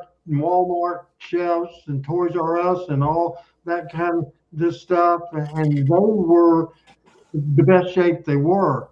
After Jeff was sent home, and then Dutch was sent home, and Cornette was sent home, and Vince Russo didn't have a filter, then it started going down. And then when they brought Hogan and Bischoff in, and they totally tried to fix something that wasn't broke, and bringing in the Nasty Boys and bringing in this person and that person. And TNA had established the alternative program and had the fan base. And basically Hogan went on television and said this show's crap. So you're telling the people what they've been supporting's crap. And he said this is a new TNA, and the fan base didn't want it to be new. They didn't want the four-sided ring to come back. They didn't want Jeff Jarrett to go away. They didn't want AJ Styles, who in the X division was the homegrown star, and he was made to dye his hair blonde and be the protege of Ric Flair. It did not work, and within not too much of a period of all time, they lost their television, they lost everything, and it was gone. I think there's a lot of I think go back to Jerry Jarrett. I love him as a promoter. Also know how he is, and he, though different than Panda Energy or pretty much anybody else, he had a track record of what he's done. So Jerry Jarrett coming up with the idea, and then somebody from Panda Energy says, Why did you do that creative? Why did you do that? That doesn't fit somebody's character. You're having basically bureaucrats tell Jerry Jarrett. So I understand Jerry Jarrett getting mad. Jeff Jarrett put his soul. He battled uh, through everything. The major deal, losing his wife, and then starting to rebuild build his life, and then everything that happened, and lose that.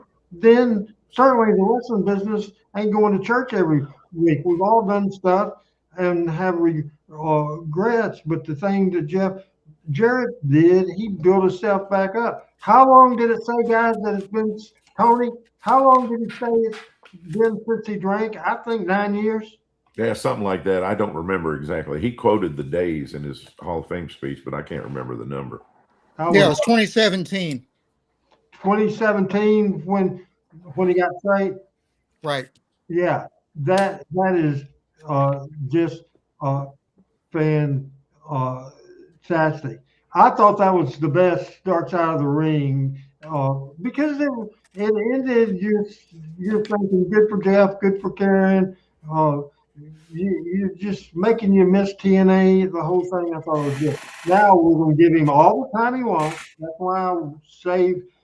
Got everybody else's opinion because Michael is the one we did not have the opportunity to talk about next week. I have no idea if Michael ever watched the first 2 episodes. I know he watched last night.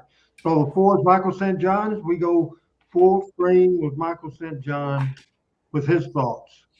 Well, no offense, Randy, if you would take me off full screen because I want to see reactions of our panel because first of all, I really think that the show was extremely well laid out. I have a lot of respect for these guys. You go back for year 1 and look what they were doing then, and you look at this show, and this is an Emmy award-winning, Academy Award-winning compared to where it started. So first of all, let's give that shout out to the boys that put this thing together because they did a hell of a job. Second of all, I questioned on this show why Dark Side would do multiple weeks, i.e. multiple shows about the subject matter. And then after working and watching it, I went, hell, why didn't you realize what this was going to be about? And I think you hit the nail on the head. This is not only a redemption story. This is a go to the pits of hell and get resurrected and live to tell about it. And I think the shining star in this absolutely is Jeff Jarrett. I knew him when he first got into wrestling. I know him today. What you see is what you get. There's not a kinder heart or a more generously giving person in all of professional wrestling, maybe in all of sports, than Jeff Jarrett. And I think we all can agree on that. I think the heel, and you, Randy, and you and I talked about this earlier today. There's a hell of a lot of blame to go around with when it comes to TNA. And I think Jeff and Jerry were there from the start. And, I certainly think that everybody I'll tell you who I don't give any credit for because I don't like his booking. I don't like his writing. I don't like his talk. I don't like nothing about Vince Russo. I've never cared for Eric Bischoff, even though I think I've just met him once in my life. Hogan, the biggest star in the history of wrestling. He wasn't a promoter and he wasn't a booker. But, I think all the main parties, I think, can, in one point or another, made mistakes. And I also think that the person, including Jerry Jarrett in the mix, the person the company meant more to than anybody was Jeff Jarrett. He gave everything he had, and with everything from Jill dying to everything else. We got to realize, Michael, we are lucky that this wasn't a tragedy story. It wasn't a dark side. Because for Jeff, who's always been religious, always believed in God, always that, somebody was protecting him because I don't know how he lived through this, Michael. I really don't. How did he live through this? I don't know. Well, and getting back to the point I was trying to make here is I think what you see in Jeff Jarrett is resilience. And I think even you go back to watching those little the film clips we had earlier tonight and in past about Jeff Jarrett, you see that throughout his wrestling career. The show was sort of a microcosm of Jeff in the ring. And, underdeveloped physically, then he becomes really good. He, when I first started working with Jeff, he wasn't a good promo. I mean, and everybody knew it, and he looked for the announcer to help feed him questions to help him become better, and he worked at it. And that's the thing about Jeff, is like Jerry, Jeff has that he has that intestinal drive that never quits. And I think we saw that throughout this show. I'll be honest with you, I was surprised. I knew that he went through some dark moments in substance abuse, but I had always assumed, because of his alliance with the Road Dogg and some of the other people that we all know and love in this business, that it was more of a substance abuse from drugs, more specifically cocaine. But I did not know that he had gotten so deep as an alcoholic. And I know now that I know this, I go back to 1996. No, I take that back. 1995 at the pond at Anaheim, WSWF came in and did a show, and I went out to see Jeff. I mean, he was in town. I was living out there. He called me. He said, "I'm coming to town. Love to see you." I went out, took my son Chris, and we went out to the show. We went in the back. We never saw a match on the arena. We were in the back with the boys, and then he said, "Hey, after he got ready, he's ready to go." He said, "I need to go back to the hotel." They were staying in Westchester, right by the airport, at a Marriott.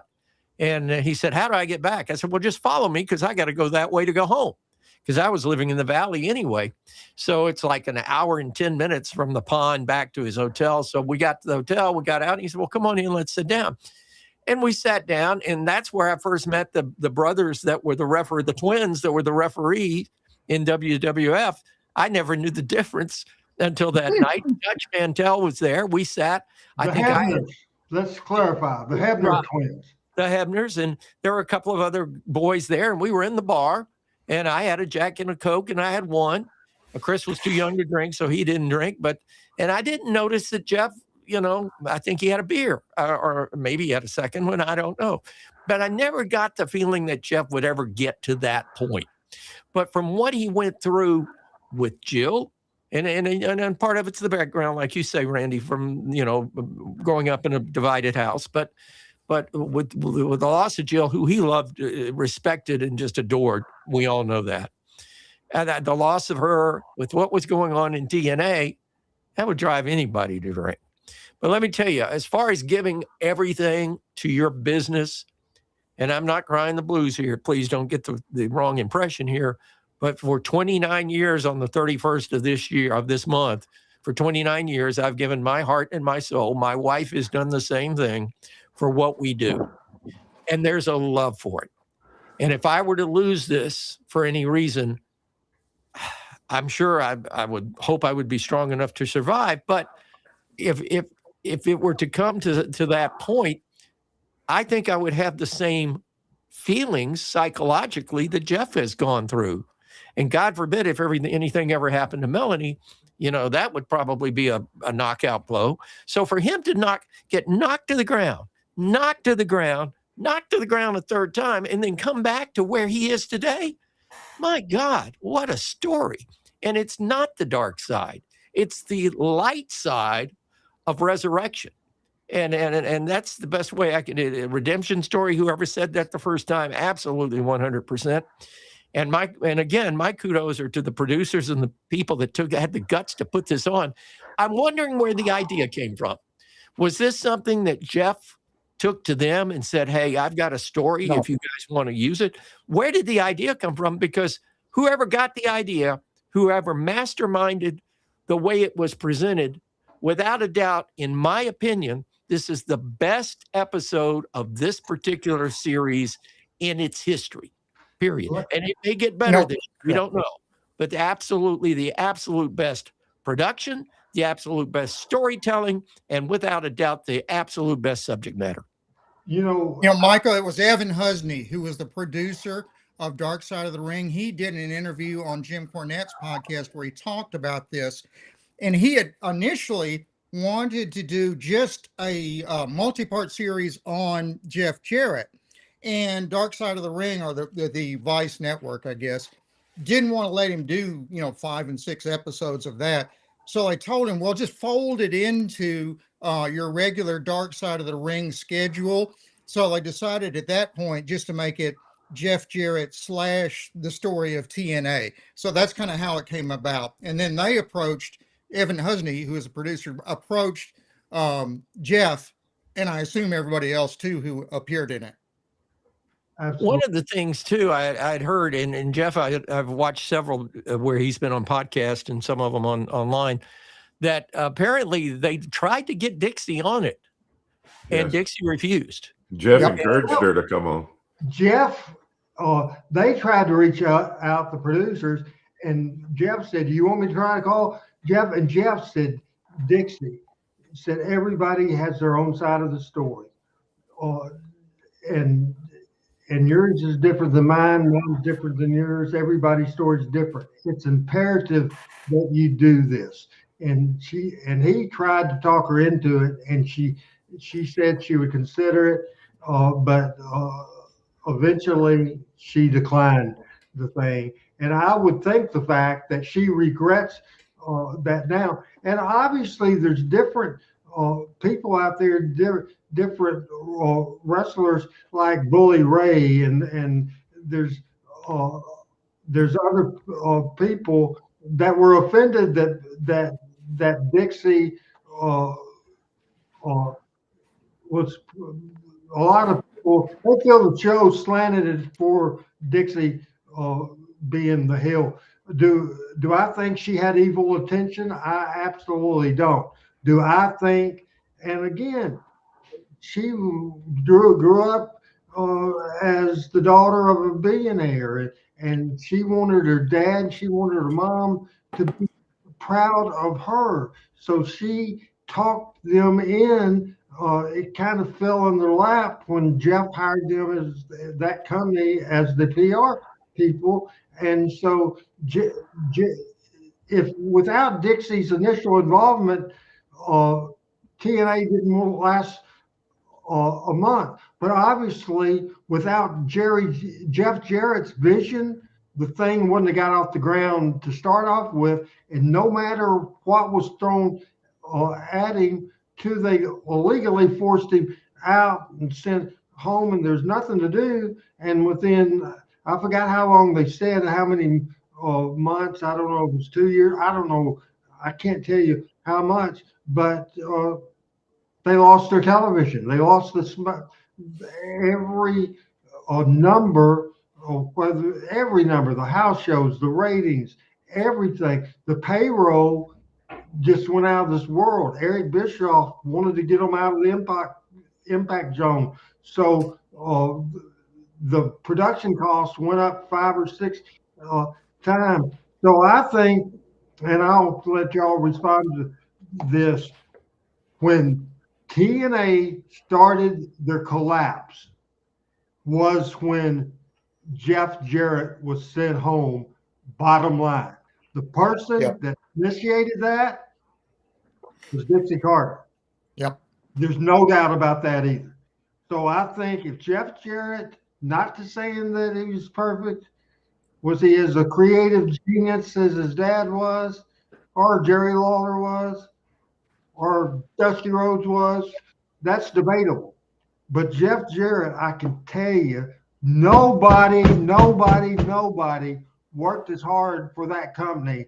And once they lost their heart and soul, that's when it started going downhill faster than anybody could stop it. So somebody react to that. Just Well, I was just go ahead, Tony. Well, I was just going to say, as I was watching it, I was thinking, even when you have someone who is succeeding another person and they're in alignment with their vision, is no guarantee of success. Right. So when you have someone who is succeeding someone who has a completely different vision than what it was, it definitely isn't going to succeed. And so I just think there was a complete disconnect. And what Jeff had, we mentioned this in one of our comments last week, that Jeff was definitely on the right track with what he was doing in the up until 2009. And they just completely took a different road, and that was it was not a good road. Hold on, Michael. I just got a text from Pat. Pat, do you want to go ahead and do your final take? No, you didn't get a text from me. You got a text from me at 7:01. Oh yeah. Yeah. Are you okay? Yeah, I'm okay.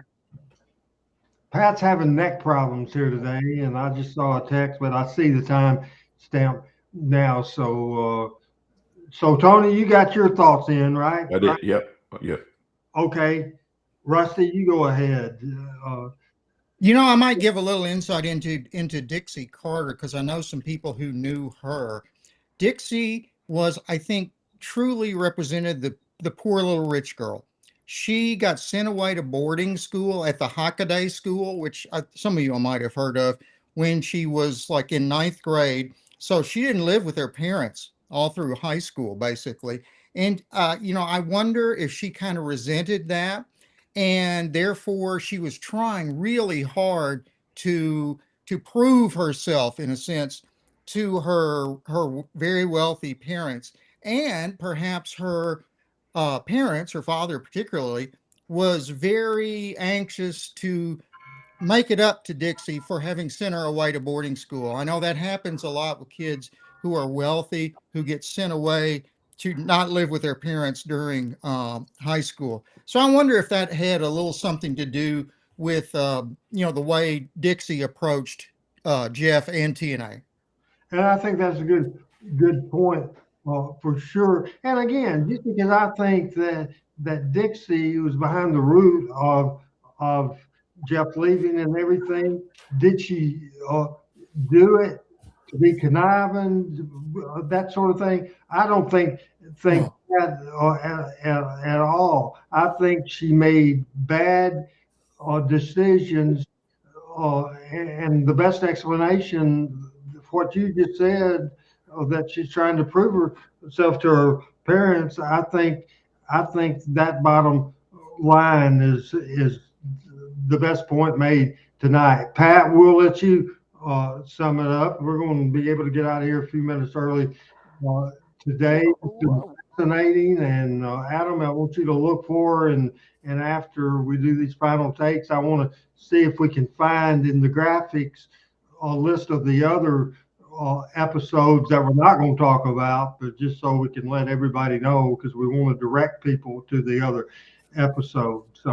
So Michael, when have we gotten so into a subject like we did today and been as in depth or in detail, even though we were forced to be off night, and it's resulted in our numbers? And I can tell you last week's numbers were down, but then in the archives, they got up to the right level. We just picked the right night and Tuesday night to do our regular show for sure. And certainly, though, I'm proud of the last 2 weeks show. And I think we were real and honest. And most of all, Michael, I think we were fair on how we presented this subject, because this is, you just look at the thing and how much it affected, and it goes down. Jeff got in the bad point with his drinking, and what goes around comes around.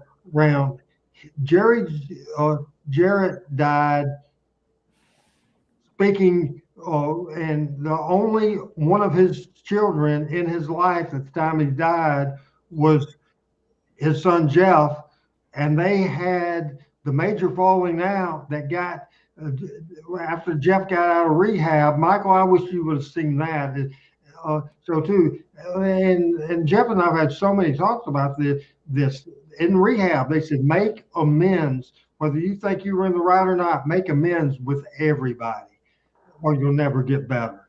And he hadn't taken a drink in 9 years. This was powerful stuff, and again, as you said, that dark side was the best dark side ever. Do you agree with me? This is the heaviest subject we've ever had. Oh, absolutely. Absolutely. I want to hear Pat's take. You were going to let Pat do his, and I want to hear Pat's take because I think Rusty made a great point about kids going off to school. I mean, I know my kids went through private school all the way until they got to college, and then they ended up in public school. But they did live at home, but they were in private school, and private schools is a very protective place for kids to be. Joshua's in private school right now, and Pat, I know you've got experience as well. Yeah, I do. My daughter went to boarding school, but my daughter didn't go to the Hockaday school. Okay, Meg went to Chattanooga to the Baylor school and was around. Where she was in school with Jeff Jarrett's nephew. That's right, she was, and who wrestled Huddy, and so she was around a bunch of Southern kids, and she was 2 hours away from home, and she was mature. And let me be clear about that, as I told her when she mentioned this, and there was a variety of circumstances which got her kind of to go look at that, that had to do with her brother, but. She said, I think I might want to go to Baylor if we can make that work. And I said, well, first thing you need to understand is people like us don't go to places like that. But, I'm extremely proud of both my children. And, despite my best efforts, their mother's done a great job with them. But I do know and know a young lady today. I think she's 32. She went to Hockaday, and it's a training ground for it's a training ground for social climbers, I think. But anyway, if you're gonna and Rusty, you're a physician. I know you're not on the psychology side. If you're a spoiled little rich girl and you're gonna rebel, what better than to get into the professional wrestling business? Oh, absolutely. That's exactly what it was.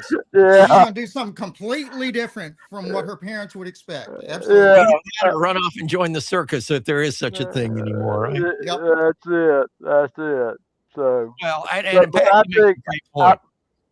go ahead, Michael. I'm finished. Oh no, I want you to continue because you're making a great point here. Well, all I would say is, and I do think that the producers of that did a particularly good job of 3 parts was necessary, but I think they were really and those guys. I remember when they started, and the earliest ones were basically tabloid TV. And I think they've matured, and I think they're telling better stories. And I'm like, Michael, I believe you said this. I thought they did an excellent job with this, and I thought it was even-handed. And I thought they, I do wish that I'm not necessarily sure that God, who's Karen's first husband? Kurt Angle. Kurt Angle would have added much, because that there did not, and she made the comment that there wasn't a big affair. Their marriage was over before she and Jeff got together. But I would have liked to have heard kind of an honest evaluation from Dixie Carter. Yeah. And the fact that she didn't do that would tell me that there's some psychological damage going on there. So it is what it is. And the other thing is, I want to draw a parallel to a little bit to Tony Khan. And, Tony, son of a rich man, very rich man, private school. Tony's brilliant, no doubt about it. But at the same time, I think the whole thing that Tony is behind Tony is, number one, he loves the wrestling business. He's a mark. We all know that. but I also think he wants to prove to Dad of how good he can be. And I think for any child that is born with the silver spoon in their mouth, quote unquote, I think there is that if that child has any self-esteem at all, Right. there is a drive to that person to prove to somebody else of how good they could be. Honestly, I was born to my dad worked at the Huntsville Time, and my mama worked at a jewelry store. But I was out to prove to them that I could do better than what they did in life. And that's no slam at my parents. That's why I went where I went. You talk about going to boarding school and all that. With that, I could tell you, I could go an hour right now and tell you the fight I had to get out of a Roll Tide household that had one person graduate, my uncle, the dentist from Alabama, and that was earmarked right here. That elephant was earmarked out here because Mikey had to go there. And Mikey didn't want to go there. Mikey wanted to go to Vanderbilt. So I know that kind of story. But let me say this. I think there are parallels, and I think maybe at another show we might even look at it, between what has happened at TNA and what is happening at AEW.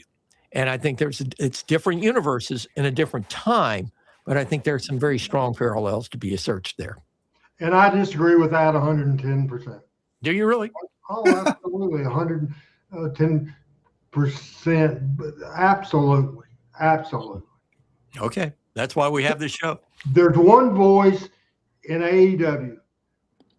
Tony Khan does one voice. Now, should there be more? I'm not saying there shouldn't be. You know, I think he should be listening to the Jeff Jarretts and the Chris Jerichos and the different people. Jim Ross. Do what? Jim Ross. Yeah. I don't know about that. Jim might not be up to it physically at this point. Yeah, and I heard some of his comments about from one of his podcasts. I think basically saying Jeff Jarrett shouldn't be in any Hall of Fame. Jeff Jarrett was never a star, and all I that. say that from Jim's talent evaluation past, not from any comments that he made, by the way. And I wasn't unaware of that, Randy. Yeah. So I'll tell you one other thing, if I might, that I would love to see, and I would let Randy Held promote this, and I would love to be a part of it. I would love to see a cage match, Texas Tornado Rules, Vince Russo against Jimmy Cornette. Fight to the death. We could sell it out on pay-per-view because there is some hate there. Forget animosity. There's pure hate there. Cornette, by hook or crook, would kill. That's what I was thinking. Which he wanted to do initially anyway. Oh yeah, I don't know if you saw this, Michael, on the first show. They asked him, that producer asked him, said Jim Russo said, and it ended up involving the FBI and different things and all this. Said Vince Russo said you made a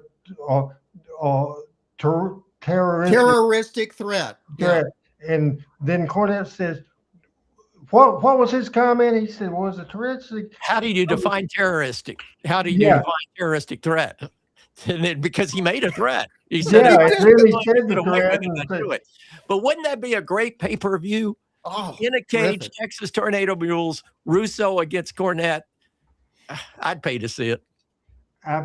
Absolutely. All right. Well, what a thrill it was to get together with you guys tonight. And we'll start the last take. And Tony, I want to first of all apologize to you. This should have been a standalone thing, and we didn't talk as much about the great Hall of Fame event. I appreciate you're working your ass off to promote this show not only when you're on here, but every week you put something out there, and it's helping grow the show, and we appreciate it. And everybody, go wherever you get your podcast to the Pro Wrestling Time Tunnel. Subscribe it, like it, ring the bell, whatever you have to do.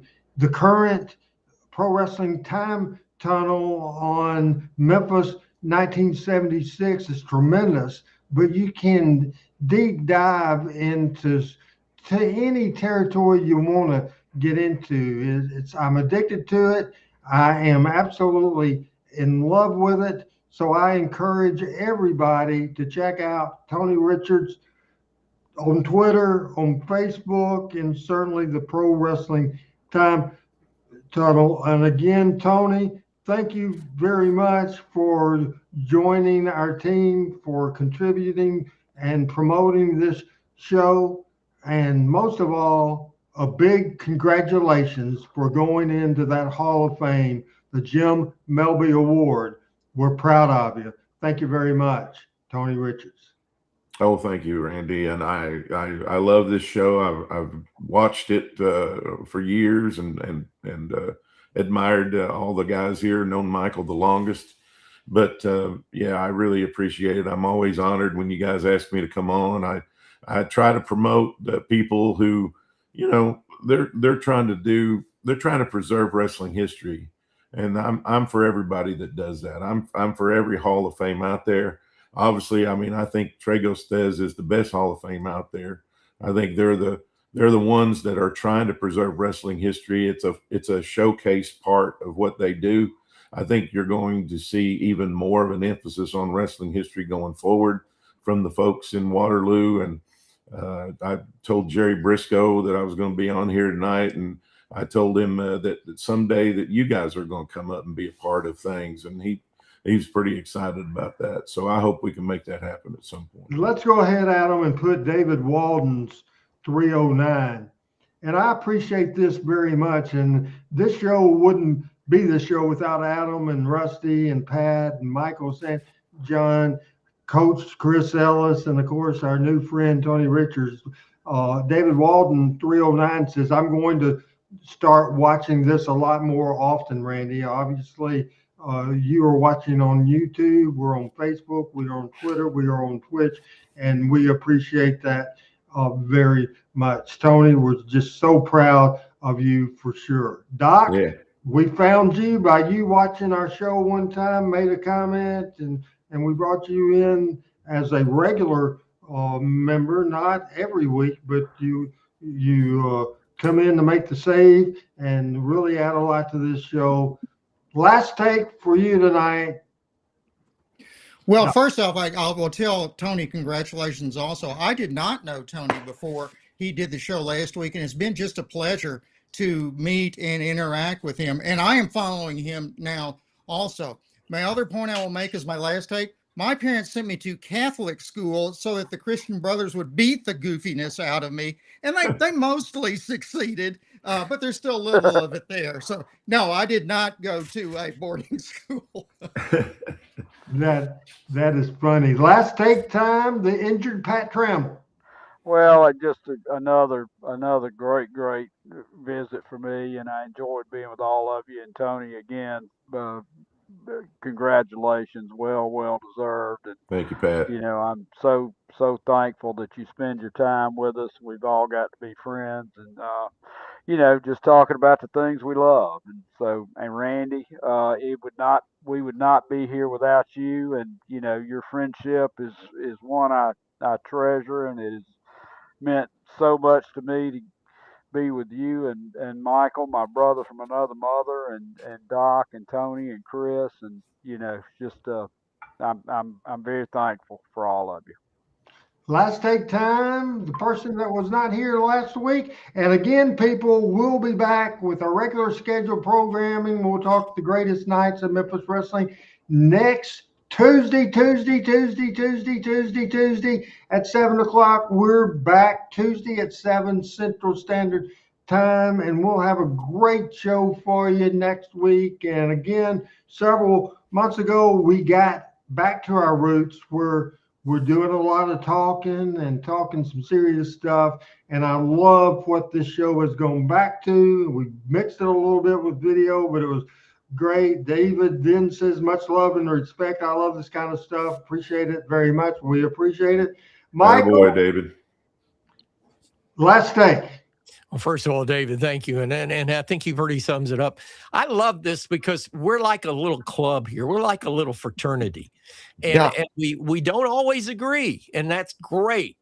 But the one thing, and I love Tony's point, and to me, Tony Richards and Jim Cornette and Bo James are of the same cloth of preserving the history of the greatest sport, human sport ever invented, in my opinion, in professional wrestling. And I know I don't want to hear about this entertainment bullshit. I want to talk about a sport.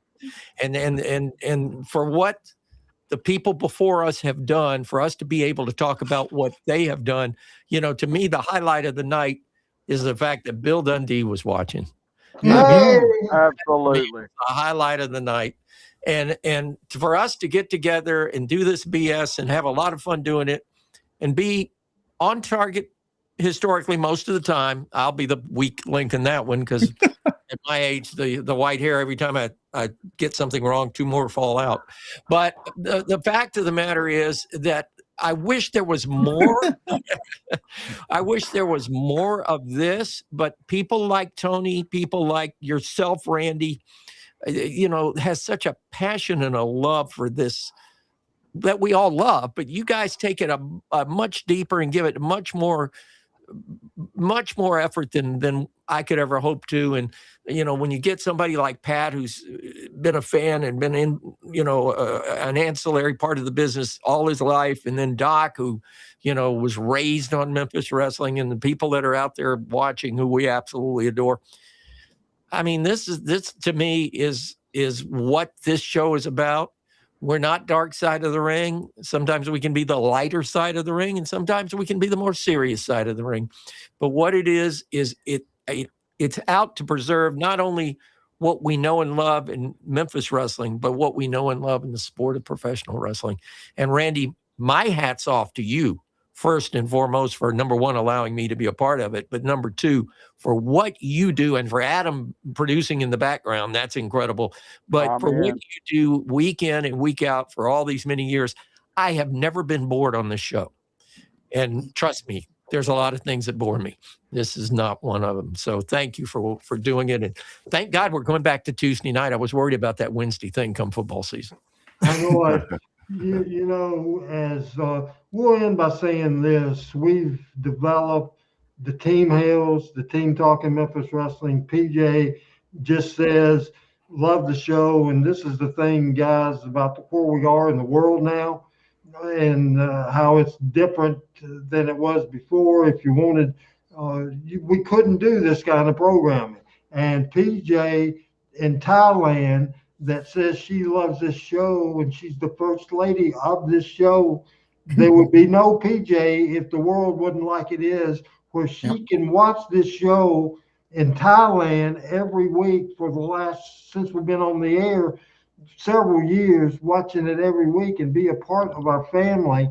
And not just PJ, she just the furthest away, but so many people and new people like David and others that come in, old standbys like Richard Hood. We have a hell of a crew. Remember, next Tuesday night, man, we'll be back 7:00 Central Standard Time. If there's any late breaking news, we can always go on the air live, and I do that. If there's news of the week, we'll add that to the show next week. Before Adam Dunn, Pat Trammell, Dr. Rusty Robinson, new Tragus Thez Hall of Famer Tony Richards, and the great Michael St. John. I am Randy Hills at 9:03. Good night, everybody. We're talking Memphis wrestling. So long. Thanks for watching, everybody. Good night, guys. Good night.